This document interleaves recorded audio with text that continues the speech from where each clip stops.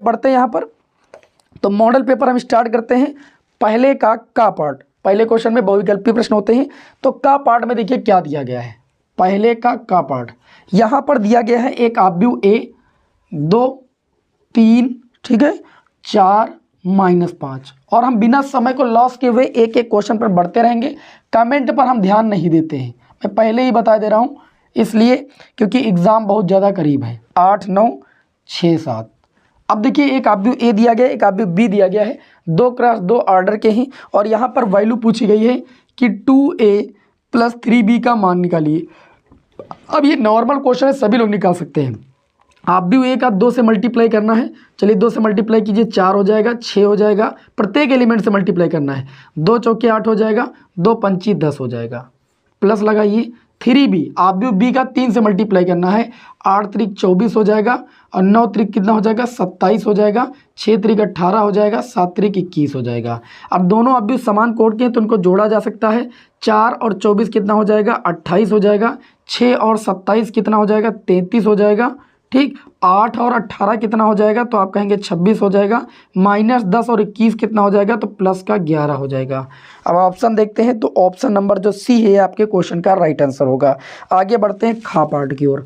खा पार्ट में ये दिया गया है कि साइन, ये प्रतिलोम त्रिकोणमितीय फलन का क्वेश्चन है, कोई जरूरी नहीं कि ऐसा क्वेश्चन जो है बहुविकल्पी में आए। साइन ब्रैकेट के अंदर π/3, साइन इनवर्स ब्रैकेट के अंदर -1/2, ये दिया गया है। चलिए इसे सॉल्व कर लेते हैं। सबसे पहले ब्रैकेट को सॉल्व करते हैं ऐसे क्वेश्चनों में, तो ये π/3 हो जाएगा माइनस, ये आपका हो जाएगा साइन इनवर्स माइनस 1/2 साइन कितने की वैल्यू होती है, तो आप कहेंगे साइन 30 की वैल्यू होती है। साइन 30 को लिखा जाता है साइन π/6, लिखा जाता है कि नहीं लिखा जाता है। बस आप इधर ही ध्यान देते रहिएगा, किसी भी प्रकार का समय ना लॉस करें, ना बात करने में ना कहीं। तो ये आपका हो जाएगा, देखिए कितना हो जाएगा, ये आपका हो जाएगा साइन ब्रैकेट के अंदर हो जाएगा π/3 माइनस, यहाँ पर देखिएगा ये आपका हो जाएगा साइन इनवर्स। पहले स्टेप बाय स्टेप करेंगे तो ये हो जाएगा साइन -π/6। देखिए भाई, जो माइनस साइन थीटा होता है साइन माइनस थीटा के बराबर होता है, इसलिए माइनस को हमने अंदर कर लिया। अब हम सूत्र पढ़ें, क्या सूत्र पढ़ें, ये π/3 हो गया। हम सूत्र पढ़ें sign inverse sine theta, theta के बराबर होता है, और थीटा के स्थान पर -π/6, -π/6 और माइनस ये हो जाएगा प्लस का π/6।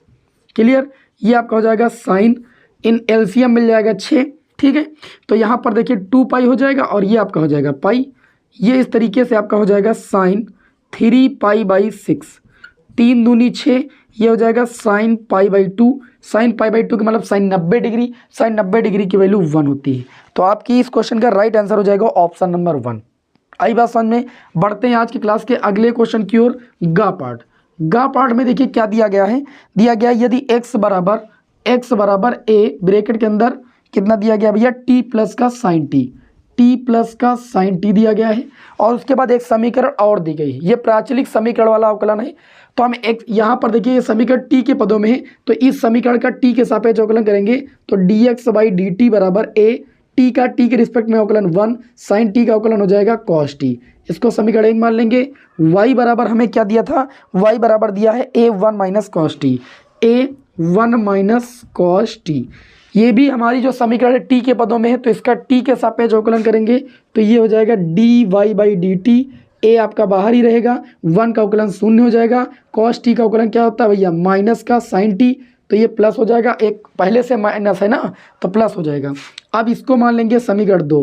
हमें यहाँ पर निकालना था dy/dx, तो dy/dx कैसे आ जाएगा, जब समीकरण 2 को 1 से भाग करेंगे। समीकरण 2 ऊपर हो गई dy/dt और dx/dt नीचे हो गया, dt से dt कैंसिल हो जाएगा। dy/dt की वैल्यू कितनी है, तो आप कहेंगे a sin t है, देखो a ये तो 0 है, a sin t। dx/dt की वैल्यू कितनी है, तो आप कहेंगे a ब्रैकेट में 1 + cos t। अगर ऑप्शन को ए से कैंसिल, अगर ऑप्शन को देखा जाए तो सब हाफ एंगल के पदों में है, मतलब यहाँ पर हाफ एंगल का फार्मूला लगाना ही पड़ेगा। जो विद्यार्थी फार्मूला नहीं जानते हैं लिख लेंगे अपनी कॉपी पर। साइन टी का हाफ एंगल का फार्मूला होता है 2 sin t/2 इंटू में cos t/2, और बट्टे में अगर आ जाए तो 1 प्लस यहाँ कॉस टी का हाफ एंगल का ऐसा फार्मूला लगाना है कि 1 कैंसिल हो जाए। ठीक, तो हम क्या करेंगे, यहाँ पर फार्मूला लगा देंगे 2 cos स्क्वायर टी बाई 2 -1। ये आपका हो जाएगा d y by d x बराबर, ध्यान से देखिएगा, तो +1 -1 जीरो हो गया, ये 2 से 2 पर नीचे कैंसिल, एक cos टी बाई 2 से एक cos टी बाई 2 कैंसिल, तो ऊपर हो जाएगा sin टी बाई 2, नीचे आपका हो जाएगा cos T by 2, sin T by 2 बटे cos टी बाई 2 हो जाएगा tan टी बाई 2। हो जाएगा कि नहीं हो जाएगा बताओ। अब ऑप्शन देखिए, ऑप्शन नंबर जो फर्स्ट हो जाएगा वो आपके इस क्वेश्चन का राइट आंसर हो जाएगा। हमें उम्मीद है कि आप सभी लोगों को क्वेश्चन अच्छे से समझ में आ रहे होंगे। बस यही अंतर है कि मैं कमेंट नहीं पढ़ता हूँ, किसी प्रकार का समय नहीं लॉस करता हूँ। ये हमारे अंदर चाहे कमी समझ लीजिए या कुछ भी समझ लीजिए, क्योंकि बहुत सारे विद्यार्थी हम देखते हैं कमेंट करते हैं, सर कमेंट तो सुन ही नहीं रहे। ठीक, कुछ विद्यार्थी कहेंगे क्लास अच्छा रिकॉर्डेड है। अच्छा एक चीज़ आप बताइए, आपको यहाँ पर नॉलेज लेना है कि क्लास रिकॉर्डेड है कि लाइव है, इस चीज़ से क्या मतलब है? आपका भैया पेपर है, ठीक, आपको इस चीज़ से कोई लेना देना ही नहीं होना चाहिए। आपको तो यहाँ पर बस जो आप यहाँ पर प्राप्त करने आए उससे मतलब रखिएगा, क्योंकि एग्जाम बहुत ज़्यादा करीब है। ठीक है, मैं आपके भले की बात ही बताऊंगा। आगे बढ़ते हैं, अगला क्वेश्चन घ पार्ट, त्रिभुज ABC के लिए कौन सा कथन सत्य नहीं है? अब देखिए यहाँ पर इतने ऑप्शन दिए गए हैं, AB वेक्टर, ठीक है, प्लस लगा हुआ है, BC वेक्टर, सदिश पढ़े हो सभी लोग, प्लस CA वेक्टर बराबर 0। कौन सा जो कथन है वो सत्य नहीं? देखो AB BC यहाँ पर कॉमन B मिल रहा है, मतलब ये आपका AC के बराबर हो जाएगा, प्लस CA, तो ये हो जाएगा AC, और CA को जब AC लिखेंगे तो ये माइनस का हो जाएगा, दिशा बदलने पर माइनस हो जाएगा। अब ये 0 बराबर आएगा कि नहीं, इसका मतलब ये सत्य है। दूसरा ऑप्शन क्या दिया है, AB है ना, और प्लस BC और माइनस AC, ये भी 0 के बराबर, इसको देख लेते हैं। AB अभी बताया AB BC मिलके क्या बनेगा, AC, क्योंकि B कॉमन। अब यहाँ पर देखिए माइनस AC, तो AC से AC जाएगा 0, ये भी सत्य है। तीसरा ऑप्शन देखते हैं, तीसरा ऑप्शन दिया है AB plus BC minus CA vector, ये 0 बराबर है। इसको देखो क्या है, 0 बराबर आता है, AB BC हो जाएगा AC माइनस CA। ठीक, अब देखिए AC, जब CA को AC बनाओगे तो माइनस लग जाएगा, माइनस पहले से लगा तो ये प्लस का हो जाएगा। अब AC माइनस का भी नहीं होगा, मतलब ये वाला ऑप्शन क्या है, सही नहीं है, ऑप्शन नंबर 3 नहीं है। अब 4th वाला करोगे तो सही ही आएगा, क्योंकि AB और CB को जब पलटोगे ना तो प्लस का BC हो जाएगा, और AB BC हो जाएगा आपका, क्या हो जाएगा, AB BC हो जाएगा AC, और CA को पलटोगे माइनस AC और माइनस AC जो हो जाएगा 0 हो जाएगा, मतलब चौथा ऑप्शन भी आपका सही है। चलिए, तो इस तरीके से तीसरा वाला ऑप्शन क्या है, वो सही है, आंसर सही है, मतलब तीसरा कथन सत्य नहीं है, यही ये वाला आपका ऑप्शन सही है। आगे बढ़ते हैं अंगा पार्ट की ओर। अंगा पार्ट में दिया गया है कि 2 धावक हैं, एक A है, ठीक, जिसकी प्रोबेबिलिटी दी गई है, प्रायिकता दी गई है, प्रोबेबिलिटी या फिर प्रायिकता है 1/5। ठीक, तो इसके ना दौड़ने की प्रायिकता तुरंत निकाल लीजिए, 1 माइनस दौड़ने की प्रायिकता, सभी को पता है, एक धावक A के दौड़ने की प्रायिकता 1/5 है, तो ना दौड़ने की प्रायिकता 1 माइनस दौड़ने की प्रायिकता कितना जाएगा, 4/5।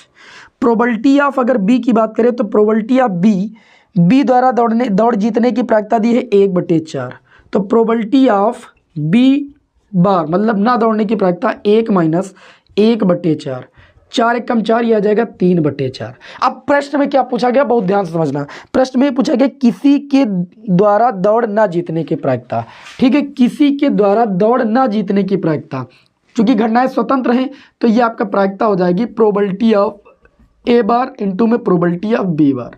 ठीक, दोनों के ना दौड़ने की प्रायिकता, तो A के ना दौड़ने की प्रायिकता 4/5 और B के ना दौड़ने की प्रायिकता 3/4। ठीक है, 4 से 4 कैंसिल, प्रोबेबिलिटी आ जाएगी कितना भैया, प्रोबेबिलिटी आप E से कर लो, ज़्यादा बेटर रहेगा। कितना आ जाएगा आपका 3/5, ये आपके इस क्वेश्चन का राइट आंसर। ऑप्शन नंबर जो आपका आ जाएगा 4th, ये आपके इस क्वेश्चन का राइट आंसर हो जाएगा। इस तरीके से बहुविकल्पी प्रश्न सॉल्व होते हैं। और बढ़ते हैं दूसरे के का पार्ट की ओर। बताइए भाई, दूसरे का पार्ट सभी लोग देखेंगे। यहाँ पर दिया गया है कि साइन, ब्रैकेट में दिया गया है लॉग, सॉरी साइन दिया है, फिर दिया है लॉग, ब्रैकेट में दिया है x² + 1। कहा जा रहा है का x के सापेक्ष अवकल गुणांक ज्ञात कीजिए। जिसका भी अवकल गुणांक ज्ञात करना होता है सबसे पहले उसको y के बराबर मानते हैं। अब इसका जब अवकलन करेंगे तो ये हो जाएगा dy/dx। यहाँ पर देखिए साइन इस पूरे को मन में मानो x है, साइन x का अवकलन कितना होता है तो आप कहेंगे cos x होता है, तो ये जाएगा cos x के स्थान पर log x² + 1। ठीक है। अब जिसको आप मन में x माने होते हो ना, उसका अगेन अवकलन करना होता है। किसको x माने थे? log x square plus 1। इस तरीके से ये आपका हो जाएगा dy/dx बराबर cos log ब्रैकेट में x स्क्वायर प्लस 1। यहाँ पर देखिएगा ये हो गया log x स्क्वायर प्लस 1 जो कि log x के रूप का बन गया। अब आप इसे x मानोगे मन में, तो log x का अवकलन कितना होता है? 1/x। तो x क्या स्थान पर है? x square plus 1। अब x स्क्वायर प्लस 1 का अगेन करोगे तो हो जाएगा 2x और 1 का हो जाएगा 0। ये जितना आया इसको सही करके लिख लेना, बस यही आपके इस क्वेश्चन का राइट आंसर। हमें उम्मीद है कि आप सभी विद्यार्थियों को प्रत्येक क्वेश्चन बहुत ही बेहतरीन तरीके से समझ में आ रहा होगा। कहीं कोई दिक्कत है तो दोबारा वीडियो को बाद में रिवर्स कर लीजिएगा जब क्लास समाप्त हो जाएगी। ठीक है, चलिए भाई आगे बढ़ते हैं आज के क्लास के अगले क्वेश्चन की ओर। अगला क्वेश्चन दिया खा पार्ट, प्रोबेबिलिटी ऑफ ए दिया गया है, प्रोबेबिलिटी ऑफ बी दिया गया है। दूसरे का खा पार्ट, प्रोबेबिलिटी ऑफ ए का मान कितना दिया गया है? तो आप कहेंगे 0.6 दिया गया है। प्रोबेबिलिटी ऑफ बी का मान कितना दिया गया है? तो प्रोबेबिलिटी ऑफ बी का मान दिया है 0.3 दिया है। ठीक है, और प्रोबेबिलिटी ऑफ बी अपान ए का मान दिया गया है, कितना दिया गया है? 0.2 दिया गया है। ठीक, तब आपसे ये पूछा जा रहा है कि probability of A intersection B का मान ज्ञात कीजिए। सूत्र जिसको पता होगा तो ये तुरंत लगा लेगा। Probability of B upon A क्या होता है भाई? Probability of B intersection A लिखिए या ए इंटरसेक्शन बी, बात एक ही। बटे में प्रोबेबिलिटी ऑफ क्या हो जाएगा? ए बटे में A. Probability of B upon A की वैल्यू कितनी है? तो आप कहेंगे 0.2। Probability of B intersection A की बात करें तो वो हमें निकालना है, इसको ए इंटरसेक्शन बी भी लिखा जा सकता है। प्रोबेबिलिटी ऑफ ए की बात करें तो वो आपका है 0.6, गुणा कर लीजिए। Probability of A intersection B बराबर 6 दूनी 12, 0.12 आ जाएगा। ये आपके इस क्वेश्चन का right answer, formula based question था। आगे बढ़ते हैं अगले क्वेश्चन की ओर। दिया गया है कि गा पार्ट, यदि एक आव्यूह ए है जिसमें आपको एलिमेंट दिया गया है 1 -1 -1 1 और एक आव्यूह बी है जिसमें आपको दिया गया 1 1 1 1 और कहा जा रहा सिद्ध करो कि ए बी एक शून्य आव्यूह। जब इन दोनों का मल्टीप्लाई करोगे ना तो एक आपको नल मैट्रिक्स ही मिलेगा। नल मैट्रिक्स की वैल्यू शून्य के बराबर होती है। मल्टीप्लाई तो आप कर ही सकते हो ना, मल्टीप्लाई करके देख लो दादा, कम से कम मल्टीप्लाई तो कर ही लो। चलिए आगे बढ़ते हैं आज की क्लास के अगले क्वेश्चन घा पार्ट की ओर। इधर रफ कर देते हैं थोड़ा सा।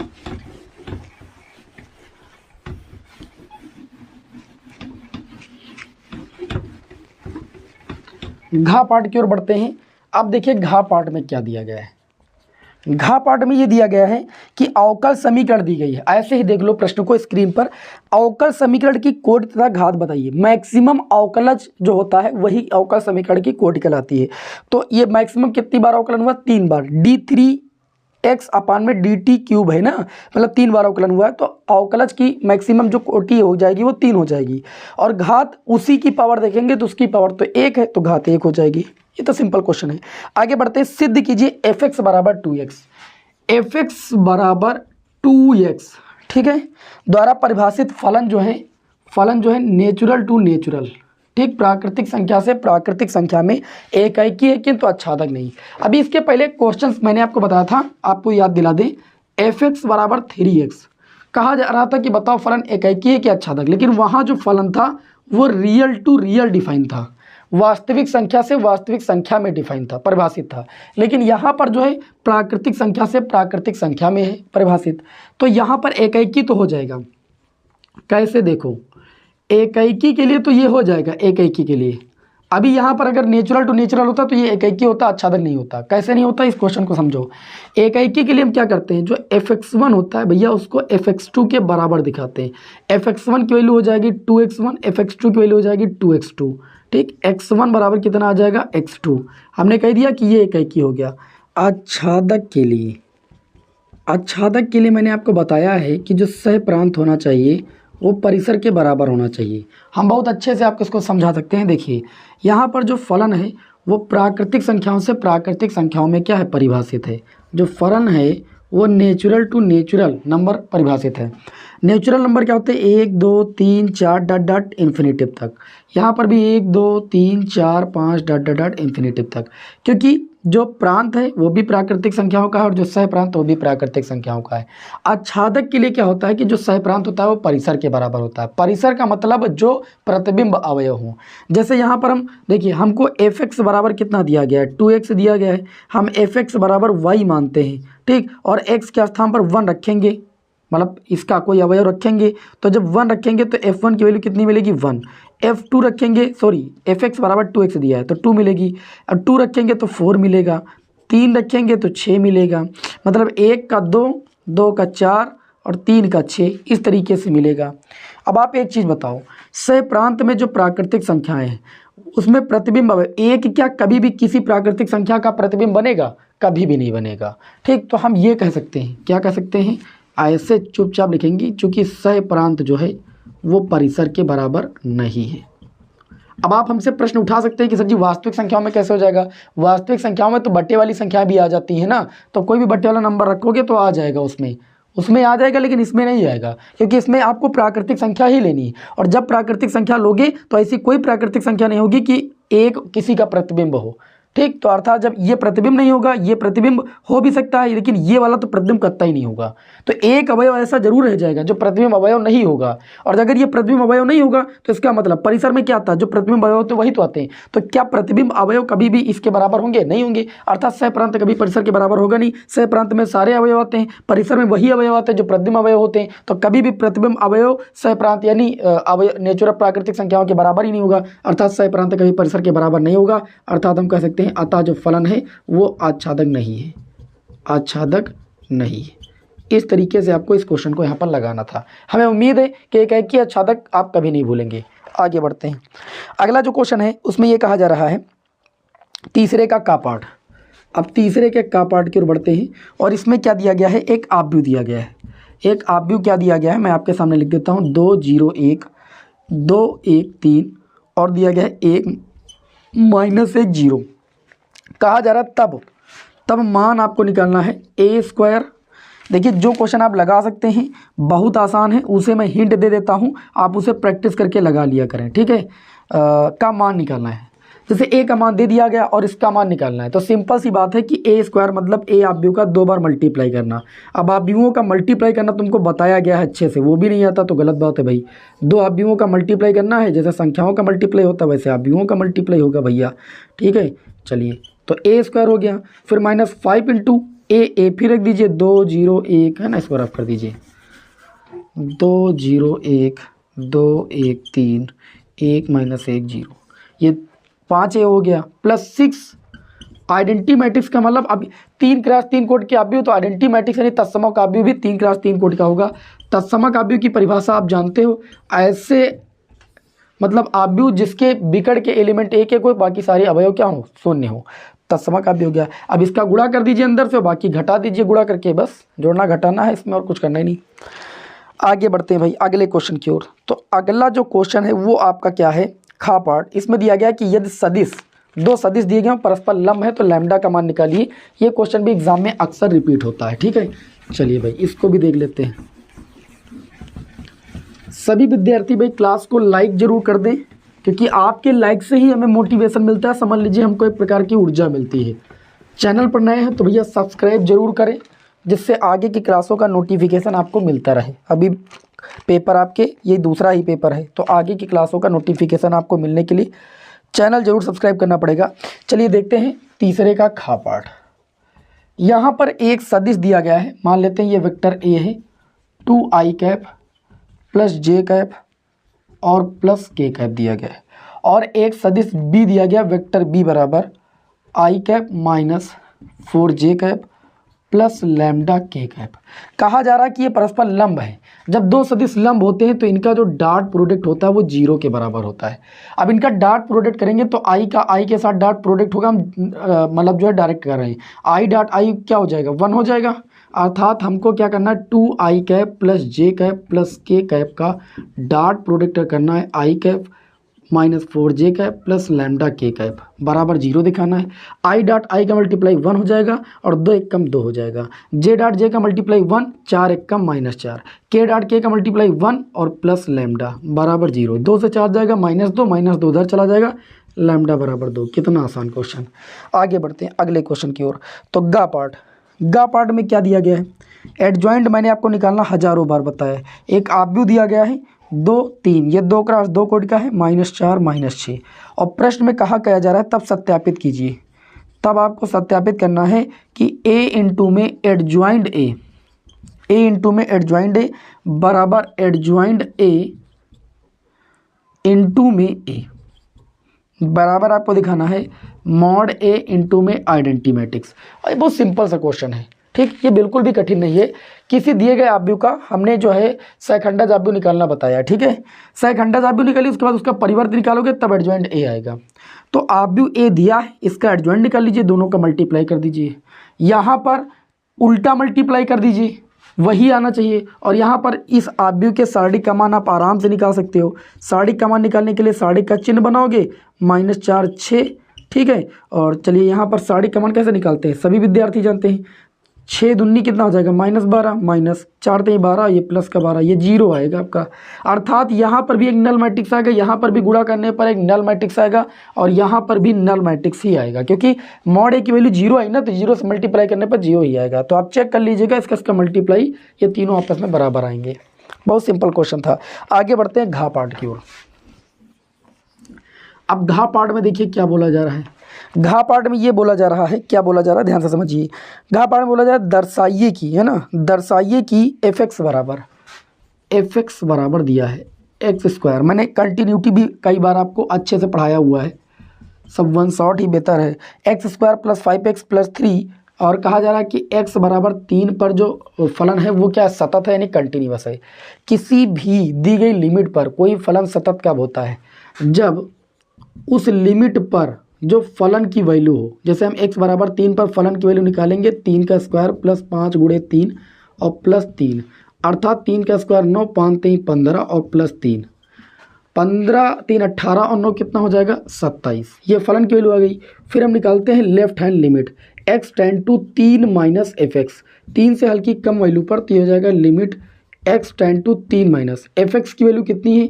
आप कहेंगे x² + 5x + 3, 3 से हल्की कम वैल्यू पर निकालेंगे, x के स्थान पर हम 0 - 3 रख के सॉल्व करेंगे तब भी वैसे आएगा, डायरेक्ट रख देंगे तब भी वैसे आएगा, तो कन्फ्यूज नहीं होना।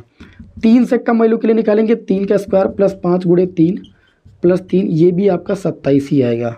फिर यहाँ पर हम निकालेंगे राइट हैंड लिमिट RHL, ये हो जाएगा लिमिट x टेंड टू 3 + 3 से हल्की बड़ी वैल्यू पर, ठीक। fx की वैल्यू यही रहेगी x² + 5x + 3, जब मान रखोगे तो आपका 27 ही आएगा, ठीक है। आप चाहे इसमें 0 + h रख दोगे, h टेंड टू 0 दिखाओगे तब भी इतना ही आएगा, करके देख लेना।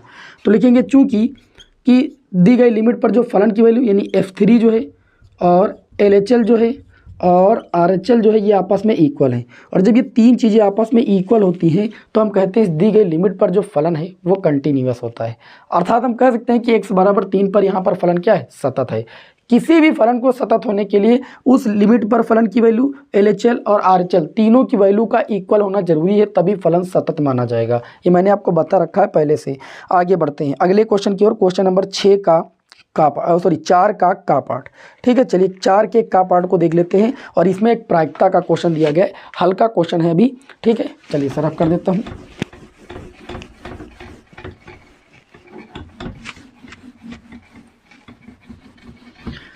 चौथे का पार्ट देखते हैं। चौथे के का पार्ट में क्या दिया गया है कि दो घटनाएं ए और बी, दो घटनाएं हैं। प्रोबेबिलिटी ऑफ ए का मान दिया गया है, प्रोबेबिलिटी ऑफ ए का मान दिया गया 0.3 और 0.4 दिया गया है 0.4, और प्रोबेबिलिटी ऑफ बी का मान दिया गया है 0.8। Probability of A upon B का मान निकालना है जो कि आपको दिया गया है 0.6 कह रहे हैं। तो आप ये बताइए probability of A union B, अभी probability of A intersection B पूछा गया था, ए यूनियन बी निकालना, तो probability of A intersection B पता होना जरूरी है। तो सबसे पहले probability of A upon B लगाएंगे तो आ जाएगा probability of A intersection B बटे में probability of B. Probability of A upon B का मान 0.6, probability of A intersection B पूछा नहीं गया तब भी निकालना पड़ेगा। प्रोबेबिलिटी ऑफ बी की वैल्यू कितनी है तो आप कहेंगे 0.8, कहीं ची गुणा कर लीजिए भैया। Probability of A intersection B बराबर आ जाएगा 8 × 48, 0.2 अंक आगे लगेगा। 9 अब आप सूत्र लगा देंगे probability of A union B plus probability of A intersection B बराबर probability of A plus probability of B. देखो आपको probability of A union B निकालना है। Probability of A intersection B का मान दिया गया है 0.48। प्रोबेबिलिटी ऑफ ए की वैल्यू आपको दी गई है, कितनी दी गई है 0.4। प्रोबेबिलिटी ऑफ बी की वैल्यू आपको दी गई है 0.8। सॉल्व कर लीजिए, probability of A union B की वैल्यू यहाँ से आ जाएगी। आगे बढ़ते हैं बिना समय को लॉस किए हुए अगले क्वेश्चन की ओर। अगला जो क्वेश्चन है क्वेश्चन नंबर 4 का खा पार्ट है, और क्वेश्चन नंबर 4 के खा पार्ट में आप बहुत ध्यान से समझिएगा, क्योंकि ये सारडिक में बहुत कल एक विद्यार्थी का कमेंट आया था कि सर सारडिक के गुणधर्म पर आधारित यानी प्रूव करने वाले क्वेश्चन है कि नहीं, तो आपके सिलेबस से हटा दिए गए हैं। स्पर्श रेखा अभिलंब हटा दिया गया है, इसको नहीं पढ़ना है। कल कमेंट आ रही थी आप लोगों की, पूरे साल आप लोग पढ़े हो, सिलेबस ही आप लोगों को नहीं क्लियर रहता है, कितनी बताओ आश्चर्यजनक बात है।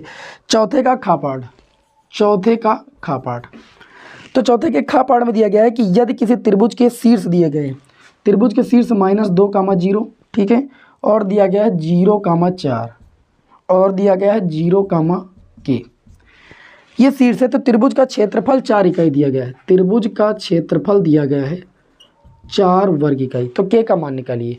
सारडिक के अनुप्रयोग में मैंने त्रिभुज का क्षेत्रफल निकालना बताया, हमने कहा सारडिक खींचो ऐसे, यहाँ 1/2 लिखो, यहाँ पर तीसरे कॉलम में 1, 1 लिखो। अब पॉइंटों को उतार लो, -2, 0, 0, 4, 0, k बराबर दिया कितना 4, 4 दिखा दो। ये नीचे वाला ये बटे में 2 ना, उधर जाएगा गुणे में, तो ये आपका हो जाएगा -2, 0, 0, 4 है ना, और 0, k 1, 1, 1 बराबर 4 दूनी 8। इस सारडिक का प्रसार कर लीजिए, ठीक है, किसी भी रो या कॉलम के सापेक्ष, और हल करके k की वैल्यू आपको बताना, इतना कर सकते हो आप। चलिए आगे बढ़ते हैं अगले क्वेश्चन की ओर। ये 4 का का पार्ट था, अब बढ़ते हैं 4 के खा पार्ट की ओर। 4 का खा पार्ट दिया गया है, खाने गा पार्ट दिया गया है, निम्न विरोधों के अंतर्गत, निम्न विरोधों के अंतर्गत जो है न्यूनतमीकरण निकालना है। z बराबर आपको किसका न्यूनतमीकरण निकालना है, तो आप कहेंगे 3x + 2y का। कई बार आपको करा चुके हम, ये आपका रैखिक प्रोग्रामन की समस्या है। रैखिक प्रोग्रामन की समस्या मैंने आपको कई लेक्चर में बता दिया, मैंने पहले भी बता दिया था कि ये क्वेश्चन हम बार बार नहीं कराएंगे, ठीक है। तो रैखिक प्रोग्रामन की समस्या आप लोग सॉल्व कीजिएगा। आगे बढ़ते हैं, और आएगा जरूर, 100% रैखिक प्रोग्रामन की समस्या आएगा। अगर आप नहीं सीखे हो रैखिक प्रोग्रामन की समस्या सॉल्व करना तो वन शॉट देखिए। आगे बढ़ते हैं अगले क्वेश्चन की ओर। तो ये चौथे का गा पार्ट था, चौथे के घा पार्ट की ओर बढ़ते हैं। चौथे का घा पार्ट, चौथे के घा पार्ट में दिया गया है, क्या दिया गया है, x² + 1 समाकलन ऑफ x² + 1 है ना, और ये दिया गया है log x dx। सिंपल सा क्वेश्चन है, आप इसको थोड़ा अलग अलग कर लीजिए, x² log x dx अलग कर लीजिए और log x dx अलग कर लीजिए, मतलब अंदर ब्रैकेट से मल्टीप्लाई कर दिया। यहाँ पर खंडशः समाकलन कर डालिए, खंडशः समाकलन उधर तो हो नहीं पाएगा, इधर ही करना पड़ेगा। इसको रफ कर देते हैं हम। चलिए भाई देखते हैं, जब यहाँ पर हम इसको फर्स्ट मानेंगे, देखिए log x को पहले फर्स्ट माना जाता है, log x छोड़ेंगे, x² का समाकलन करेंगे माइनस log x का अवकलन करेंगे, इनटू में समाकलन करेंगे x² का, और जो आएगा उसका अगेन समाकलन करेंगे, और प्लस का उधर फिर log x है, तो log x का अगेन हम यहाँ पर खंडशः समाकलन करेंगे। पता है log x का कैसे खंडशः समाकलन करते हैं, 1 से गुणा करके। तो log x छूटेगा और 1 का समाकलन x माइनस log x का अवकलन 1/x, 1 का फिर समाकलन करेंगे x फिर dx। यहाँ हमने काम डायरेक्ट कर दिया है, तो ये आपका हो जाएगा log x² का समाकलन x³/3 हो जाएगा, और log x का अवकलन 1/x हो जाएगा। x² का हम यहाँ पर क्या करेंगे, समाकलन तो हो जाएगा x³/3, जो आएगा इसका अगेन समाकलन करेंगे, प्लस ये आपका हो जाएगा x log x, और यहाँ पर देखिए x से x कैंसिल, dx का समाकलन x हो जाएगा। इस तरीके से ये आ जाएगा log x इनटू में x³/3, x से x कैंसिल, 1/3 बाहर हो जाएगा, x² dx हो जाएगा, प्लस x log x हो जाएगा और प्लस x। इसका समाकलन करोगे ये आ जाएगा x³/3 इंटू में log x minus 1/3 x square का समाकलन x³/3 है ना, इंटू में है, और प्लस x log x और प्लस का x प्लस c। ये आपके इस क्वेश्चन का आंसर। सिंपल है, गुणा करके खंडसा समाकलन 2 बार करना है। तो इस तरीके से देखा जाए तो क्वेश्चन नंबर 4 के सारे पार्ट सॉल्व होते हैं। बहुत ही धैर्य के साथ आपको क्लास में अंत तक बने रहना है, क्योंकि हम कंटिन्यू अगर क्वेश्चन पर नहीं चलेंगे भैया तो आप सभी लोग जानते हैं 3 घंटे का मॉडल पेपर है और डेली एक मॉडल पेपर सॉल्व करा रहे हैं आपको, कि आप सभी लोग बढ़िया से बढ़िया स्कोर करें। ठीक है, चलिए भाई, इस तरीके से होता क्या है कि सारे टाइप के क्वेश्चन की प्रैक्टिस हो जाती है। समझ रहे हो कि नहीं? जितने ज़्यादा मॉडल पेपर हल करेंगे उतना ज़्यादा आपको अनुभव हो जाएगा। अनुभव बहुत बड़ी चीज़ होती है, नॉलेज अलग चीज़ होता है, अनुभव बहुत बड़ी चीज़ होती है। ठीक, अनुभव कब आएगा? जब आप ज़्यादा से ज़्यादा मॉडल पेपर हल करेंगे, अनुभव आ जाएगा तो बोर्ड एग्जाम आसान हो जाएगा। क्वेश्चन नंबर 5 की ओर बढ़ते हैं। 5 का पार्ट, 5 के का पार्ट में दिया गया है कि एक आव्यूह है a बराबर, बहुत आसान क्वेश्चन ये भी, 0ab, उसके बाद दिया गया -a 0, और यहाँ पर दिया c -b -c, और यहाँ दिया गया 0। अब आपसे इस प्रश्न में क्या कहा जा रहा है? प्रश्न में ये कहा जा रहा है तो 1/2 a प्लस a' का मान निकालिए। ठीक, और प्रश्न में पूछा जा रहा है 1/2 a माइनस a' का मान निकालिए। दो चीज़ें पूछा जा रहा है। डैश का मतलब किसी दिए गए आव्यूह का परिवर्त आव्यूह निकालना। अगर a का मान इतना है तो हम ये कह सकते हैं कि जो a' का मान होगा वो देखिए, रो को कॉलम में बदल दीजिए 0ab, दूसरी रो को कॉलम में बदल दीजिए -a 0c, तीसरी रो को कॉलम में बदल दीजिए -b -c 0। इस तरीके से a' हो गया। अब क्या आप a प्लस a' करके उसका आधा नहीं कर सकते? कर सकते हैं। दोनों को जोड़ लीजिए, -a -a 0 -a -a 0, मतलब ये नल मैट्रिक्स आएगा। इसकी वैल्यू भैया 0 आएगी, हम निकाल के देख लेना। इसकी हो सकता है थोड़ा अलग करके आए, तो इसकी वैल्यू पहले a से a को घटाइएगा और बटे 2 कर दीजिएगा बस। ठीक, सिंपल क्वेश्चन है। आगे बढ़ते हैं। क्वेश्चन नंबर 5 का खा पार्ट। 5 का खा पार्ट, a, b रिलेट है c, d से, और बताया जा रहा है रिलेशन इसमें है कि AD बराबर BC। सिद्ध करना है कि यह संबंध एक तुल्यता संबंध। मैंने हजारों बार आपको बताया है कि किसी दिए गए संबंध को तुल्यता संबंध सिद्ध करने के लिए सबसे पहले उसे स्वतुल्य सिद्ध करेंगे, नंबर 2 उसे सममित सिद्ध करेंगे, ठीक, नंबर 3 उसे संक्रामक सिद्ध करेंगे, और जब कोई संबंध स्वतुल्य होता है, सममित होता है, संक्रामक होता है, तो वह संबंध एक तुल्यता संबंध कहलाता है। तो तीनों चीज़ें सिद्ध कर दीजिएगा, बता देना है स्वतुल्य है, सममित है, संक्रामक है, अतः दिया गया संबंध एक तुल्यता संबंध है। ये तो कई बार क्वेश्चन हो चुका है, बार बार मत पूछिए। ठीक है, परेशान होने लगते हैं बार बार उसी क्वेश्चन को बताते। चलिए, तुल्यता संबंध वाला क्वेश्चन कई बार हो चुका है, और पहले चैप्टर की मैंने 1 शॉर्ट क्लास भी दे रखी है, उसमें मैंने इस क्वेश्चन को कराया भी है। आप जा करके देख लो, विश्वास ना हो तो।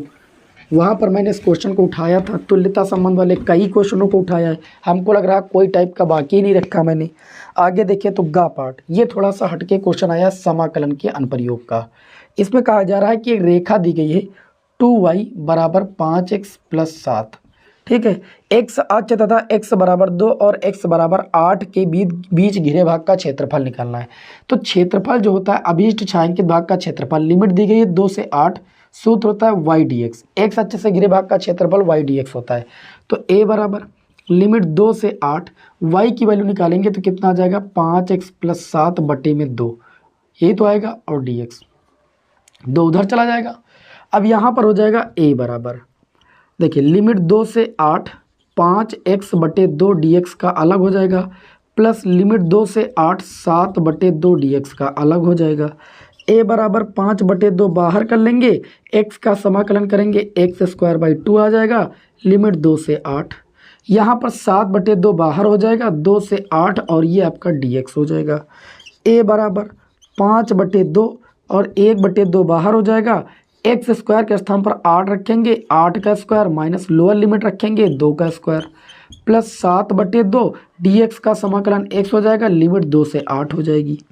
a बराबर आपका आ जाएगा 5 बटे में 4, और यहाँ पर देखोगे 64 माइनस 4 आ जाएगा, प्लस 7 बटे 2, और अपर लिमिट x के स्थान पर 8 माइनस लोअर लिमिट 2। अब केवल कैलकुलेशन करना है, बस इतना काम करना है। ए बराबर आ जाएगा 5/4 और गुणे में 60 से 4 जाएगा 64 से तो 60 बचेगा और प्लस 7/2 और गुणे में 8 से 2 जाएगा 6 बचेगा। ये 15 चौको 60, 15 पची 75 और प्लस 2 3 6, 7 त्रिक 21। कोई दिक्कत? देखिए भाई कोई दिक्कत नहीं। तो 7 2 9, 96 वर्ग इकाई आ जाएगा। कितना आ जाएगा? 96 वर्ग इकाई आ जाएगा घिरे भाग का क्षेत्रफल।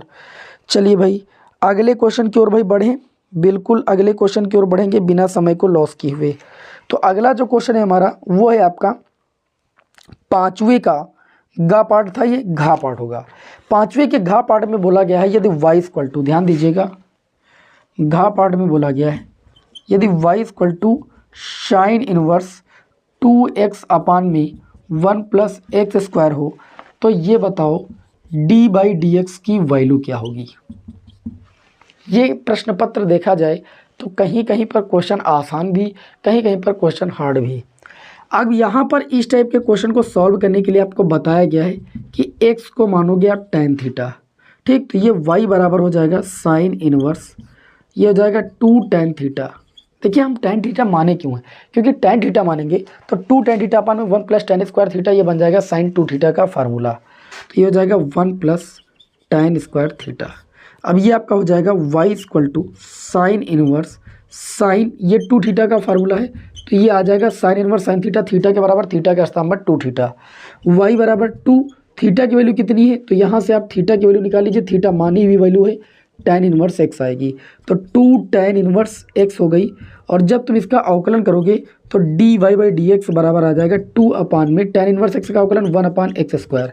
ये आपके इस क्वेश्चन का राइट आंसर हो जाएगा। आसान क्वेश्चन था, जिसको यहाँ पर ये पता होगा कि इस टाइप के फलन में x बराबर क्या माना जाता है। अब यही नीचे होता माइनस एक्स स्क्वायर तब भी tan मानते, तब वो फार्मूला बन जाता tan थीटा का, 2 tan थीटा अपान में 1 minus tan square theta, formula था tan 2 थीटा का। आगे बढ़ते हैं।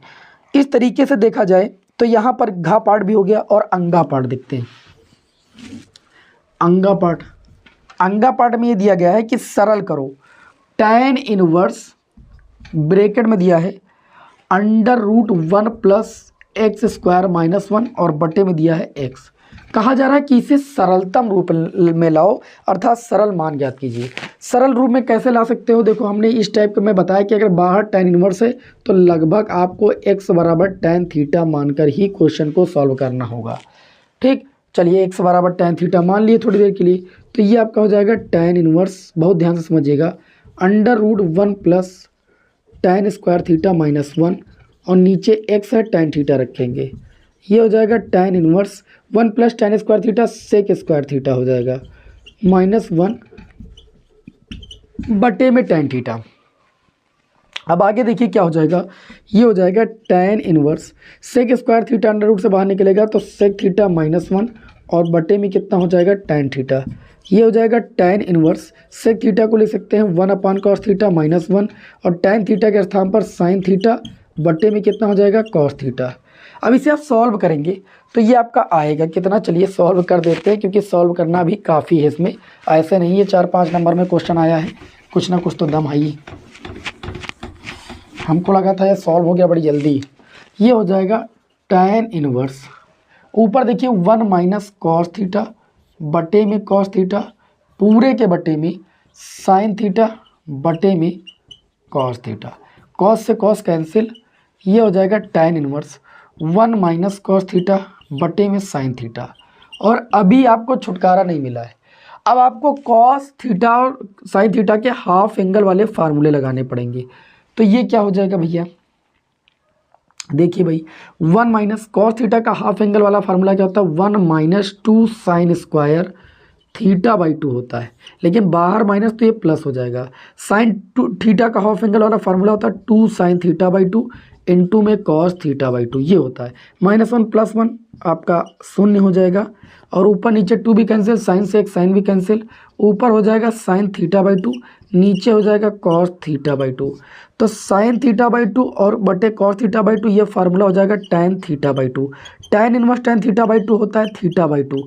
अब थीटा आपकी मानी हुई वैल्यू थी, आपने माना था x बराबर tan थीटा, तो थीटा की वैल्यू tan इनवर्स x आएगी।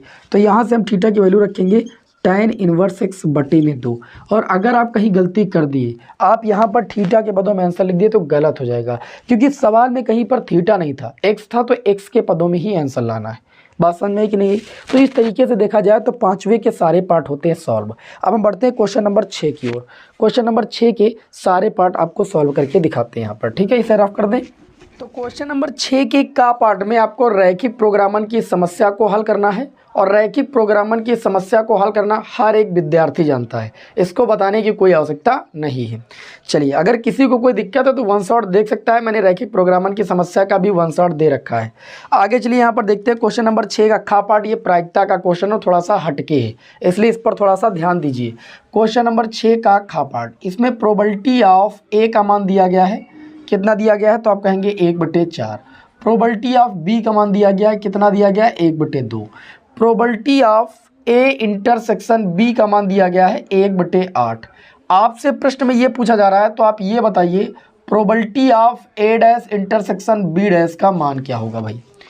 बहुत ही ज़बरदस्त क्वेश्चन है। देखिए, आप सभी लोग जानते हो कि दो कंडीशन होती है, जब घटनाएं स्वतंत्र हो और जब घटनाएं अपवर्जी हो।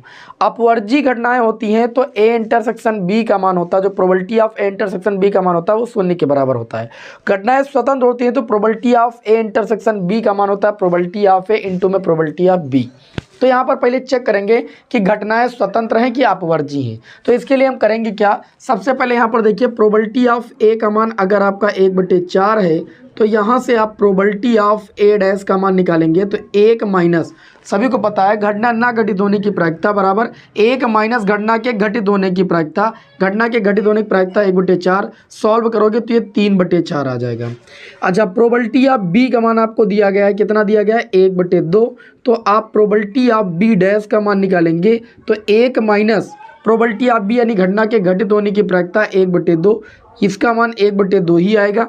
अब यहाँ पर अगर हम probability of A intersection B निकालेंगे तो probability of A intersection B का मान दिया है 1/8। 1/8 को हम लिख सकते हैं 1/4 और गुणे में 1/2, अर्थात प्रोबेबिलिटी ऑफ 1/4 जो है वो प्रोबेबिलिटी ऑफ ए का मान है, 1/2 जो है प्रोबेबिलिटी ऑफ बी का मान है।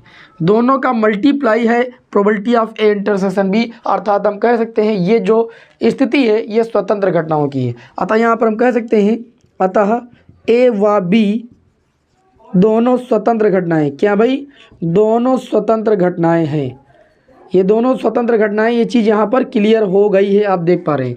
अगर probability of A intersection B का मान 1/8 ना होकर के 0 दिया जाता, ठीक है, तो हम कहते हैं कि घटनाएं अपवर्जी हैं। तो दोनों घटनाएं क्या भैया? स्वतंत्र हैं। स्वतंत्र घटनाएं हैं तो यहाँ ए डैश और बी डैश का इंटरसेक्शन की प्रोबेबिलिटी पूछी गई, तो ए डैश व बी डैश घटनाएं भी स्वतंत्र होंगी, भी स्वतंत्र होंगी। क्या होंगी भाई? स्वतंत्र होंगी। और जब स्वतंत्र होंगी तो हम कह सकते हैं कि जो probability of A dash intersection B dash जो होगा वो probability of A dash into में प्रोबेबिलिटी ऑफ बी डैश के बराबर होगा। स्वतंत्र घटनाएं होती है तो हेतु कंडीशन होती है। प्रोबेबिलिटी ऑफ ए डैश की वैल्यू कितनी है? तो आप कहेंगे 3/4 आई। प्रोबेबिलिटी ऑफ बी डैश की वैल्यू कितनी है? तो आप कहेंगे 1/2 आई। गुणा करेंगे 3/4 दूनी कितना आ जाएगा? 8। ये आपके इस प्रश्न का आंसर हो जाएगा। तो ये क्वेश्चन नंबर 6 का खा पार्ट था।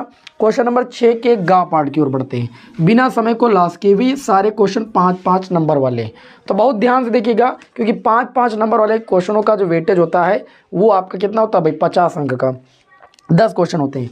यहाँ पर समाकलन करने के लिए बोला जा रहा है कि समाकलन कीजिए अंडर रूट। ये क्वेश्चन भी कई बार रिपीट हो चुका है, ठीक है, इसका आपको समाकलन करना है। हालांकि एक सूत्र है, सूत्र का निगमन है, तो इस सूत्र का निगमन मतलब इसका समाकलन कैसे करते हैं? इसको सबसे पहले भैया 1 से मल्टीप्लाई करते हैं और खंडशः समाकलन करते हैं, तो ये हो जाता है आई इक्वल टू, पहले फर्स्ट फलन छूटेगा x² माइनस a²। देखिए, अगर 1 से गुणा करेंगे और तब खंडशः करेंगे तो 1 को कभी भी फर्स्ट फलन नहीं माना जाएगा, सेकंड ही माना जाएगा, ठीक है, क्योंकि 1 को अगर फर्स्ट मान ले तो उसका अवकलन क्या हो जाएगा? 0 हो जाएगा ना, आगे तो गड़बड़ हो जाएगा। समाकलन of 1dx minus derivative with respect to x, first फलन का x² माइनस a² इंटू में समाकलन ऑफ 1dx, जितना आएगा उसका आगे समाकलन करना है। बस सिंपल सा क्वेश्चन है, बाकी कोई दिक्कत नहीं। ये आपका हो जाएगा I equal to under root x² minus a² dx का समाकलन x हो जाएगा इसका आप अवकलन करेंगे तो जैसे रूट एक्स का अवकलन होता है 1/2 रूट एक्स, वैसे रूट एक्स स्क्वायर माइनस ए स्क्वायर का हो जाएगा 1/2 रूट एक्स स्क्वायर माइनस ए स्क्वायर।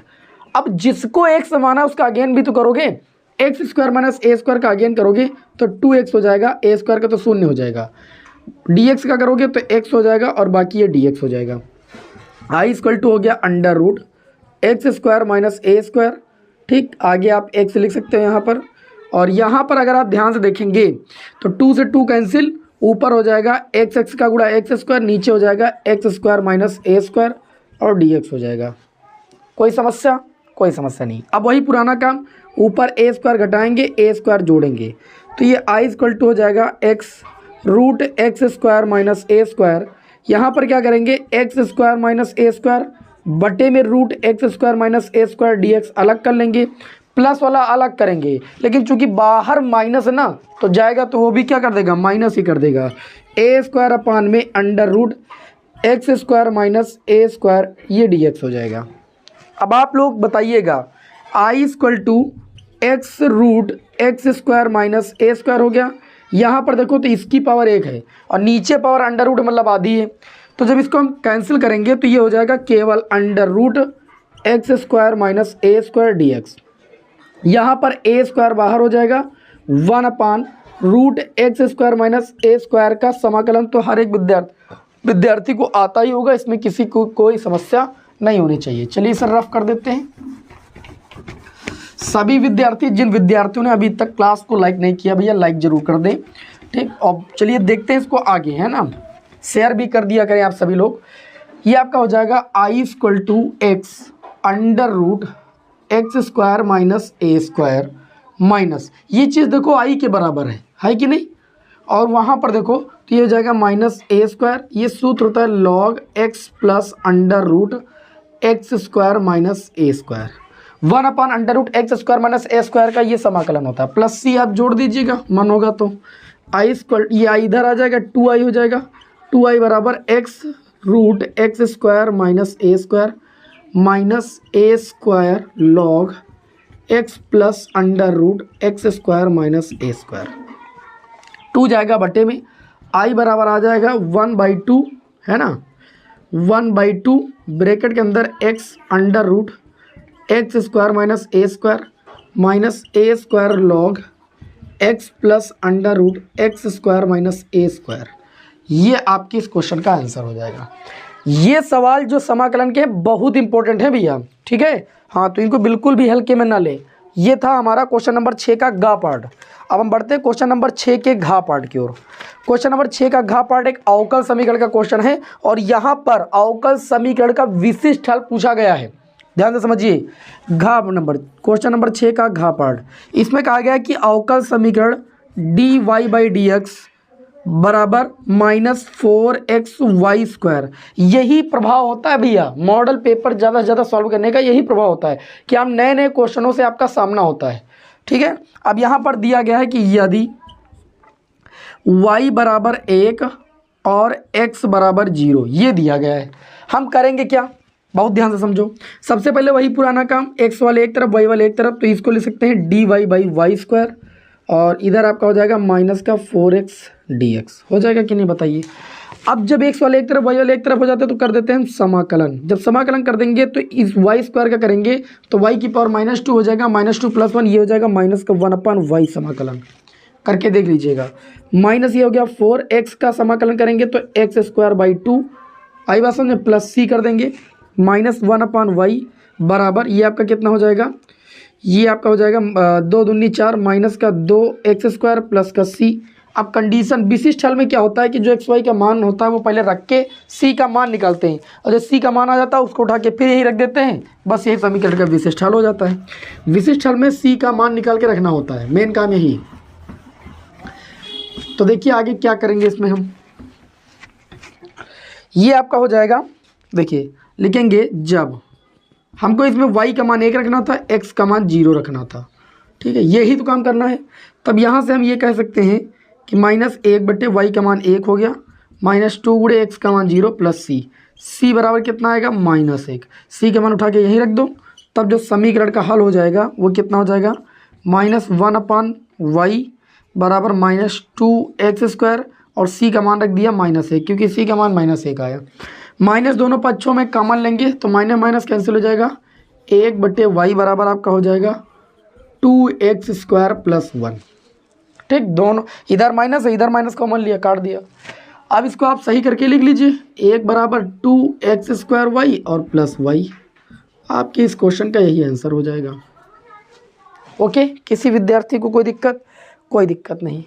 दिक्कत तो है, कहीं दिक्कत है क्या? नहीं, कोई दिक्कत नहीं। ओके, सही आंसर 1/y बराबर 2x² + 1 लिखा जा सकता है, या मल्टीप्लाई कर दोगे तब भी आपका सही है। ठीक है, चलिए भाई आगे बढ़ते हैं अगले क्वेश्चन की ओर। अगला जो क्वेश्चन है क्वेश्चन नंबर 6 का अंगा पार्ट। 6 का अंगा पार्ट, इसमें दिया गया कि आपको समाकलन करना है। निश्चित समाकलन का क्वेश्चन है, देखने में अजीबोगरीब है लेकिन है बहुत सरल। मैंने निश्चित समाकलन की मैराथन क्लास में कराया है। आप सभी लोग मैराथन क्लासेस ज़रूर कर डालिए। मैं बार बार कह रहा हूँ आप सभी से, आपके फ़ायदे के लिए, क्योंकि मैराथन क्लासों में मैंने बहुत ही गजब गजब के क्वेश्चन उठाए हैं। आपको सिद्ध करना है कि ये π/2 के बराबर है। ठीक, प्रगुण आपको बताया P4 वाला, तो आप जानते हो प्रगुण में मैंने बताया कि limit 0 to a fx dx होता है, तो वो होता है limit 0 to a fa - x dx। इसी प्रगुण का यूज निश्चित समाकलन में सबसे ज़्यादा है, तो इसका यूज करेंगे हम। तो ये हो जाएगा I = इसको पहले समीकरण 1 मान लेंगे यहाँ पर, ठीक है, LHS में।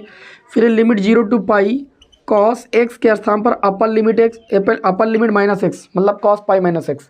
सब जगह यही प्रकार करेंगे। cos यहाँ पर भी π - x प्लस e⁻- cos, ये हो जाएगा π - x और ये हो जाएगा dx। I बराबर हो जाएगा limit 0 to π e⁻, cos 180 - theta जो होता है वो किसके बराबर होता है? सभी विद्यार्थियों को पता है। यहाँ कुछ गड़बड़ हुआ क्या यार? e⁻cos में है ना, हम e⁻cos नहीं लिखे, यही सोचे क्या गड़बड़ हो गया। e⁻cos π - x। cos 180 पहली बात तो चेंज नहीं होता है। 180 से अगर कम जाएंगे हम, 180 से अगर कम जाएंगे तो मतलब दूसरे चतुर्थांश में रहेंगे। दूसरे चतुर्थांश में साइन, और साइन का उल्टा कॉसेक पॉजिटिव होता है, तो ना ये साइन है और ना कॉसेक है, तो ये हो जाएगा माइनस का cos x। इसी तरीके से नीचे भी e⁻- cos x हो जाएगा, और ये माइनस होगा तो माइनस माइनस प्लस हो जाएगा e⁻cos x dx। इसको समीकरण 2 मान लो। समीकरण 1 2 को जब तुम जोड़ोगे, ठीक है, दोनों के हर आपको सेम मिलेंगे। समीकरण 1 2 को जब जोड़ोगे तो दोनों के हर आपको सेम मिलेंगे, और ये कैंसिल आउट हो जाएगा, केवल x आएगा। मानते हैं इस बात को? समीकरण 1 + 2 से समीकरण 1 2 को जोड़ेंगे तो i हो जाएगा 2i। लिमिट 0 to π दोनों में है, इसका थोड़ा आगे पीछे लिखा है इन दोनों में, बस हर आपका यही है e⁻cos x plus e⁻- cos x।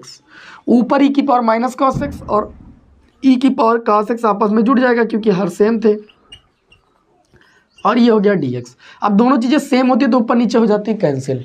तो इस तरीके से 2i बराबर, यहाँ बचा dx, dx का समाकलन हो गया x, लिमिट आपकी हो गई 0 से π, तो 2i बराबर ये आपका हो जाएगा π - 0, अपर लिमिट -0। i बराबर आंसर आ जाएगा π/2। ये आपके इस क्वेश्चन का राइट आंसर। आई बात समझ में? अच्छे से समझ में आई होगी। चलिए, इस तरीके से क्वेश्चन नंबर 6 के सारे पार्ट समाप्त होते हैं, मतलब 5 नंबर वाले क्वेश्चनों का समापन होता है। अब हम बढ़ते हैं क्वेश्चन नंबर 7 की ओर। क्वेश्चन नंबर 7 का पार्ट, वेरी नाइस प्रश्न, ठीक, वेरी नाइस क्वेश्चन प्रश्न। चलिए भाई देखते हैं क्वेश्चन नंबर 7। अब 8 नंबर वाले प्रश्न हैं। 8 नंबर वाले प्रश्नों में जैसे पॉपुलर क्वेश्चन, न्यूनतम दूरी, ठीक, रैखिक अवकल समीकरण, और रैखिक अवकल समीकरण भी, और रैखिक समीकरण निकाय आप भी से। ये सवाल आप एकदम रट के बैठिएगा क्योंकि एक न एक आएगा जरूर इसमें से। रेखाओं, अब यहाँ पर जो रेखाएं दी गई हैं वो कार्तीय रूप में दी गई। रेखाओं का जो समीकरण दिया गया है वो कार्तीय रूप में दिया गया है। देखिए कहा जा रहा है कि रेखाओं x + 1/7, ठीक है, और उसके बाद क्या लगा हुआ है भाई, बराबर का चिन्ह लगा है, y + 1 या y + 1 -6 बराबर z + 1/1। हिंदी इंग्लिश सब चल जाती है। एक ये समीकरण दिया है और एक दूसरा समीकरण दिया है, तथा तथा दिया है x माइनस 3 बटे में 1 और दिया है y माइनस 5 बटे में -2। चिन्ह गड़बड़ होने ना पाए, नहीं तो सब गड़बड़ हो जाएगा। z माइनस 7 बटे में 1। अभी देखिए ये a प्लस म्यू लैम्डा या आर लैम्डा के रूप में दी होती, जैसे r बराबर a प्लस बी लैम्डा होता है, r बराबर a2 प्लस म्यू बी। ठीक है, इस तरीके से अगर समीकरण दी होती सदिश समीकरण में, तो हम आराम के साथ इसमें क्या कर सकते थे, न्यूनतम दूरी फाइंड कर सकते थे। तो ये कार्तीय रूप में दी गई है, और मैंने आपको न्यूनतम दूरी में बताया था कि समीकरण कार्तीय रूप में दी जाए या आपको कार्तीय समीकरण के रूप में दी जाए या सदिश समीकरण के रूप में दी जाए। अगर कार्तीय में दी गई तो आपको सदिश में लाना पड़ेगा उसे। तो यहाँ पर जैसे हम इसका सदिश समीकरण निकालेंगे, क्या निकालेंगे, देखिए अगर हम पहली रेखा की बात करें, पहली रेखा द्विक अनुपात वगैरह सब निकाल सकते हैं, बिंदु निकाल सकते हैं। तो जो पहली रेखा का समीकरण कार्तीय समीकरण दिया है, इसकी तुलना करेंगे x माइनस x1 बटे में a1, इस y माइनस y1 बटे में b1, z माइनस z1 बटे में c1। तो हमको a1 b1 c1 x1 y1 z1 की वैल्यू मिल जाएगी। तो हम कह सकते हैं कि पहली रेखा के जो द्विक अनुपात हो जाएंगे, क्या हो जाएंगे, द्विक अनुपात। पहली रेखा के जो द्विक अनुपात नीचे वाले होते हैं 7 कामा माइनस 6 कामा 1, तथा यह रेखा होकर किससे जाती है, x1 कामा y1 कामा z1 जो होता है बिंदु होता है। तो x माइनस x1 से तुलना करेंगे तो x1 की वैल्यू -1 आएगी, y माइनस y1 से तुलना करेंगे y1 की वैल्यू -1 आएगी, z माइनस z1 से तुलना करेंगे -x से होकर जाती है। आई कुछ बात समझ में। जब कार्तीय रूप दिया जाए, रेखा का कार्तीय रूप दिया जाए और तब न्यूनतम दूरी की बात की जाए, तो x माइनस x1 बटे में a1, y माइनस y1 बटे में b1, z माइनस z1 बटे c1। इस तरीके से हम क्या करेंगे, तुलना करके x1 y1 z1 के लिए निकालेंगे, वो बिंदु हो जाएगा। a1 b1 c1 जो आ जाएगा वो इस रेखा के द्विक अनुपात हो जाएंगे। अब इसका सदिश समीकरण निकालेंगे, तब जो सदिश समीकरण इसका हो जाएगा वो क्या हो जाएगा, तब इसका सदिश समीकरण वेक्टर r, ये पहली रेखा का है तो इसको r1 करके लिख लेंगे। ठीक, वेक्टर r इक्वल टू, देखिए द्विक अनुपात कौन से हैं, द्विक अनुपात ये है, किस बिंदु से होकर जाता है, इस बिंदु से। तो ये आपका हो जाएगा माइनस का i कैप माइनस का j कैप, क्योंकि j का गुणांक भी -1 है। ठीक, माइनस का k कैप हो गया और प्लस लैम्डा लगा देंगे। लैम्डा के बाद या म्यू भी आप लगा सकते हैं, कोई दिक्कत वाली बात नहीं। बाकी द्विक अनुपात कौन कौन से दिए गए हैं, देखिए भाई द्विक अनुपात नहीं है, बिंदु से होकर जाता था। द्विक अनुपात दिए गए 7, तो ये हो जाएगा 7i कैप -6 j कैप और प्लस k कैप। इस तरीके से हम बिंदु अगर द्विक अनुपात पता हो तो उसका सदिश समीकरण बना सकते हैं। इसी प्रकार भैया हम जो दूसरी रेखा समीकरण दी गई थी कार्तीय समीकरण, इसकी अगर तुलना हम किससे करें, वही पुराना काम x माइनस x1 है ना बटे में a1, y माइनस y1 बटे में b1, z माइनस z1 बटे में c1। अगर तुलना करें तो बिंदु हमारा क्या निकल के आएगा, तो बिंदु हमारा निकल के आएगा यहाँ पर ये a1 x1 कामा y1 कामा z1। तो x1 के स्थान पर कितना है आप बताओ, समीकरण में देख करके x1 के स्थान पर 3 आएगा भैया। अरे माइनस x1 बराबर -3, माइनस कैंसिल। y1 के स्थान पर 5 आएगा और z1 के स्थान पर कितना आएगा, 7 आएगा। और अगर हम बात करें यहाँ पर ये तो हो गया बिंदु, ओके, ये तो हो गया बिंदु, इसमें तो किसी को कोई दिक्कत है नहीं। और बात करें अगर द्विक अनुपात की, तो इस रेखा के द्विक अनुपात क्या होंगे, नीचे वाले तो द्विक अनुपात होते हैं, नीचे 1 - 2 1 है, तो द्विक अनुपात हो जाएगा आपका 1 - 2 और 1। ठीक, इसका भी समीकरण निकाल सकते हो। तब इसका सदिश समीकरण क्या हो जाएगा, वेक्टर r2 इक्वल टू, हमने क्या कहा, हमने कहा यहाँ पर कौन सी वैल्यू रखते हैं, आपने अभी बताया यहाँ पर जो वैल्यू रखते हैं वो द्विक अनुपात की रखते हैं, यहाँ बिंदु की रखते हैं। तो बिंदु आपको ये दिया गया है, तो ये आपका हो जाएगा 3i cap plus 5j cap plus 7k cap, और यहाँ प्लस म्यू लगा सकते हो। अब जो द्विक अनुपात उससे सदिश समीकरण बनाओगे, 1 है तो i कैप, 2 है तो 2j कैप, k है तो कैप। इस तरीके से मैंने दूसरी रेखा को भी सदिश समीकरण के रूप में व्यक्त कर लिया। अब देखिए इसकी तुलना करेंगे a1 प्लस लैम्डा b1 से, इसकी तुलना करेंगे a2 प्लस म्यू b2 से। आई बात समझ में। सदिश समीकरण में तो आप सभी लोग जानते हो ना। देखिए a1 की वैल्यू भी आपको मिल जाएगी, कितनी मिल जाएगी, तो आप कहेंगे -i cap -j cap -k cap. और अगर हम बात करें यहाँ पर b1, तो b1 की वैल्यू आपको मिल जाएगी 7i कैप -6j कैप और प्लस k कैप। आई बात समझ में। इसी तरीके से A2 और B2 की वैल्यू आपको पता चल गई। न्यूनतम दूरी का सूत्र मैंने आपको बता रखा भैया, इतना दिमाग तो आपके पास होना चाहिए, नहीं है तो उसको लाने का प्रयास कीजिए। न्यूनतम दूरी का सूत्र हज़ारों बार मैंने आपको बताया है। यहाँ पर क्या पूछा गया था, न्यूनतम दूरी ही तो ज्ञात करना था। तो न्यूनतम दूरी D बराबर सूत्र होता है, बड़ा सा माड लगाइए पहले, B1 क्रॉस B2 वेक्टर, ठीक है, और dot product A2 minus A1 vector, और बटे में B1 क्रॉस B2 का आपको माड लेना है, फिर पूरे का माड। अब आप सभी लोग जानते हो दो सदिशों का क्रॉस प्रोडक्ट करना मैंने आपको बताया है, I J K, B1 का B2 से करना है। B1 में I का गुणांक 7, J का गुणांक -6, K का गुणांक 1, B2 में I का गुणांक कितना 1, J का गुणांक -2, K का गुणांक 1। इस तरीके से देखा जाए तो B1 क्रॉस B2 आ जाएगा। A2 माइनस A1 करना है, मतलब इससे इसको घटा करके सदिश निकाल लेना है। B1 क्रॉस B2 आएगा, उसका माड भी निकाल सकते हो। सारी वैल्यू यहाँ पुट कर देना, न्यूनतम दूरी आपकी आ जाएगी। आई बात समझ में कि नहीं समझ में? मैंने बताने का पूरा प्रयास किया है, अब आप समझे ना तो बेकार है भाई। न्यूनतम दूरी मैंने कई बार आपको बता रखा है। आगे बढ़ते हैं तो क्वेश्चन नंबर 7 के खा पार्ट की ओर। अब ये रैखिक अवकल समीकरण का क्वेश्चन है। अवकल समीकरण में मैंने बताया कि दो टाइप के क्वेश्चन ज़्यादा आते हैं, एक समघात अवकल समीकरण का क्वेश्चन आता है और एक रैखिक अवकल समीकरण का क्वेश्चन आता है, ठीक है। रैखिक अवकल समीकरण में मैंने दो प्रकार आपको बताए भी हैं, और दोनों प्रकार आप सीख लेते हो तो एग्जाम में आपको 8 नंबर मिलेंगे, एक क्वेश्चन आएगा जरूर। क्वेश्चन नंबर 6 का खा पार्ट देख लेते हैं भैया। क्वेश्चन नंबर 6 का खा पार्ट क्या कहता है? हालांकि आपको एक ही पार्ट करना है एग्जाम में, लेकिन हम प्रैक्टिस के लिए सारे क्वेश्चन करा दे रहे हैं। x + 3y² dy/dx है ना, बराबर y को हल कीजिए। क्या करना है? को हल करना है। देखिए सबसे पहले अगर इसको हम देखें तो इसको ऐसे लिख सकते हैं। कैसे लिख सकते हैं? इसको लिख सकते हैं x + 3y², इधर ले आए y, उधर चला गया dx/dy। क्या इसको ऐसे लिखा जा सकता? आप कहोगे लिखा जा सकता, या हम इसको dx/dy बराबर लिख सकते हैं x/y, अलग अलग कर लेते हैं, y इसके बटे में जाएगा 3y² बटे में y, तो dx बटे में dy बराबर हो जाएगा x बटे में y से y कैंसिल, और प्लस का 3y हो जाएगा। अब ये आपका हो जाएगा dx बटे में dy, इसको इधर लाएंगे माइनस का हो जाएगा x इंटू में 1/y, और उधर आपका कितना रह जाएगा 3y। आपको मैंने रैखिक अवकल समीकरण बताया था, उसका रूप बताया था। क्या बताया था? dx बटे dy प्लस क्या बताया था? px बराबर q, ये वाला रूप बताया था ना, से क्या कर लेंगे भैया? तुलना कर लेंगे, से तुलना। अब ध्यान दो, dx/dx dy के स्थान पर तो लिखे है, p के स्थान पर 1/y, वो भी माइनस का है, तो p की वैल्यू -1/y आई, ठीक। और q के स्थान पर आपका कितना आया? 3y आया। कितना आया? 3y आया। सबसे पहले हम यहाँ पर क्या निकालते हैं? समाकलन गुणांक। समाकलन गुणांक यहाँ पर क्या आएगा? e⁻p/dy।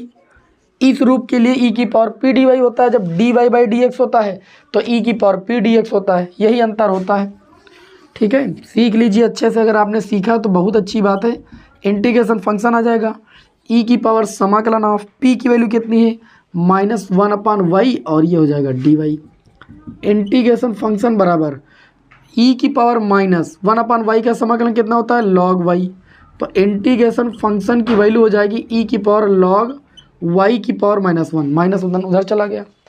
और y⁻−1 को हम ले सकते हैं e⁻log, और y⁻−1 का मतलब 1/y।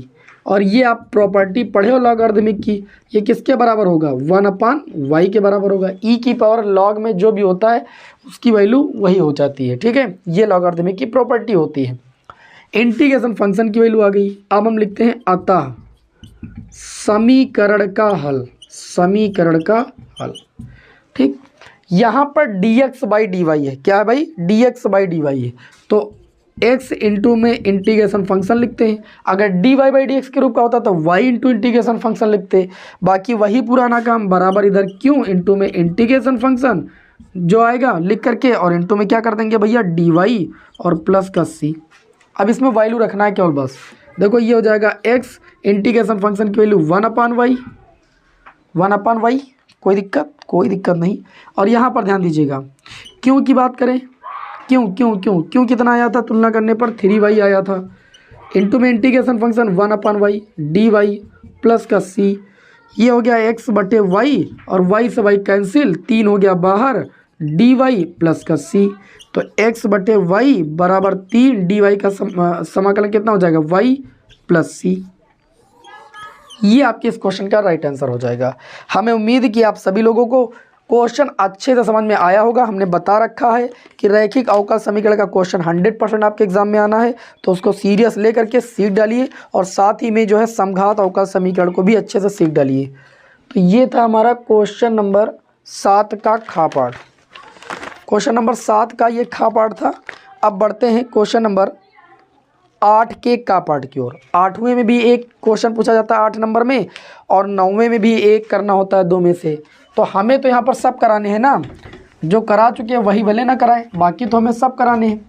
तो चलिए भाई आगे देखते हैं। अब क्वेश्चन नंबर 8 की ओर बढ़ते हैं और क्वेश्चन नंबर 8 के का और खा दोनों पार्टों को एक साथ देखेंगे भाई। हम प्रयास करेंगे कि हो जाए दोनों। देखिए का पार्ट में दिया सिद्ध कीजिए, ये तो मैंने बताया अभी पिछले क्लास में। देखिए यहाँ पर आपको समाकलन करना है limit 0 to π/4 log sin 2 theta.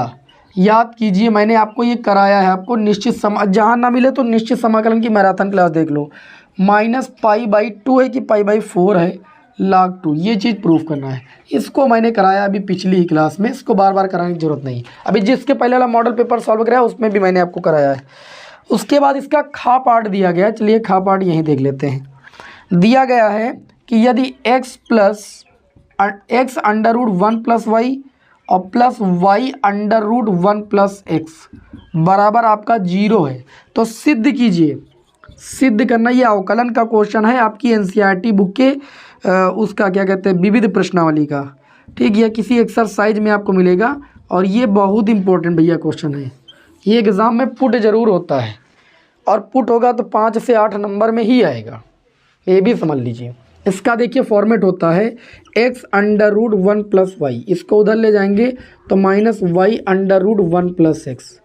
दोनों पक्षों का वर्ग करने पर, क्या करने पर भैया, वर्ग करने पर, हम दोनों पक्षों का जब वर्ग करेंगे तो x √1 + y इसका स्क्वायर करेंगे, -y √1 + x इसका स्क्वायर करेंगे। अब देखिए x का स्क्वायर हो जाएगा x² और ये हो जाएगा 1 + y, अंडर रूट हट जाएगा स्क्वायर करने पर, माइनस का स्क्वायर प्लस y² और ये आपका कितना हो जाएगा 1 + x। आई बात समझ में, x² + x² y² + y² x। अब हम क्या करेंगे, यहाँ पर बहुत ध्यान समझना, ये आपका हो जाएगा x² y, इसको इधर लाएंगे y² x, उधर है y² और इसको उधर ले जाएंगे तो माइनस का x²। ठीक, अब यहाँ पर कॉमन लेंगे तो कॉमन क्या मिलेगा, आप कहेंगे xy कॉमन मिल जाएगा, तो यहाँ बचेगा x - y, यही तो बचेगा। यहाँ पर हम लिख सकते हैं y - x एक ब्रैकेट में और y + x एक ब्रैकेट में। अगर हम ध्यान से देखें तो इसमें अगर माइनस कॉमन ले लें तो ये भी बन जाएगा y - x, और इधर y - x और x + y लिखो या y + x लिखो, y - x से y - x आपका कैंसिल, तो ये आपका हो जाएगा माइनस का xy बराबर x + y। अब वही पुराना काम कि x वाले एक तरफ y वाले एक तरफ, -xy, इस x को इधर ले आएंगे बराबर y, x कॉमन ले लेंगे, ठीक है, x क्या करेंगे भाई कॉमन ले लेंगे, -x कॉमन ले ले, कोई दिक्कत, -x कॉमन ले लिया तो y + 1 बचेगा बराबर y, तो ये हो जाएगा -x बराबर y बटे में 1 + y, y + 1 या 1 + y, बात है कि बटे में उधर चला गया, x बराबर -y बटे में 1 + y हो गया। लेकिन यहाँ से जो हमें प्रूफ करना वो नहीं हो पाएगा भाई, हमको 1 + x के रूप का लाना है तो 1 + x के रूप का बनाना पड़ेगा। देखो यहाँ पर छोटी सी गलती हुई है, इसको हम सुधारते हैं भाई, छोटी सी जो गलती हुई इसको सुधारने का प्रयास करते हैं। यहाँ पर क्या करेंगे, हम एक कार्य करेंगे, y वाले एक तरफ कर लेंगे, ठीक, y वाले को इधर ले आओ, -y बराबर हो गया x। अब y माइनस का कॉमन ले लो तो ये प्लस का x और प्लस का 1 बचेगा बराबर x, तो y बराबर हो जाएगा माइनस एक्स अपान में 1 प्लस एक्स या x प्लस 1। अब थोड़ा सही है, सही वो भी था, लेकिन देखो जब अंश अपान हर में अवकलन करते तो हमेशा हर का स्क्वायर होता है, और यहाँ हर का स्क्वायर है, इसका मतलब हमको इस रूप का बनाना था, बस यही आपको समझना है। अब यहाँ पर जब अवकलन करेंगे तो ये हो जाएगा dy बाई डी एक्स, और यहाँ पर हर वाला पहले छूटेगा, ठीक है। और एक काम करो, देखिए इसमें माइनस भी है, तो एक काम कीजिए माइनस को बाहर रखिए, इसको ब्रैकेट के अंदर कर लीजिए। अब इसका अवकलन करोगे तो पहले हर छूटेगा 1 प्लस एक्स, एक्स का इसके सापेक्ष अवकलन 1 माइनस लगाइए, एक्स छूटेगा फिर 1 प्लस एक्स का अवकलन होगा तो 1 होगा, बट्टे में कितना हो जाएगा 1 प्लस एक्स का होल स्क्वायर, मतलब हर का स्क्वायर। तो ये हो जाएगा d y by d x बराबर minus 1 plus x minus x, बट्टे में हो जाएगा 1 प्लस एक्स का whole square, minus x plus x 0 हो जाएगा। अब आप ध्यान से देखो तो ऊपर बचा है माइनस का 1, देखो माइनस था ही 1 बचा, और बट्टे में 1 प्लस एक्स का होल स्क्वायर। और यही चीज़ इस प्रश्न में आपको प्रूफ करनी थी। बहुत इंपॉर्टेंट क्वेश्चन है, इसकी प्रैक्टिस आप कर लेंगे तो ज़्यादा बेटर रहेगा आपके लिए। आप सभी लोगों को best of luck, next class में मिलते हैं। जय हिंद, वंदे मातरम।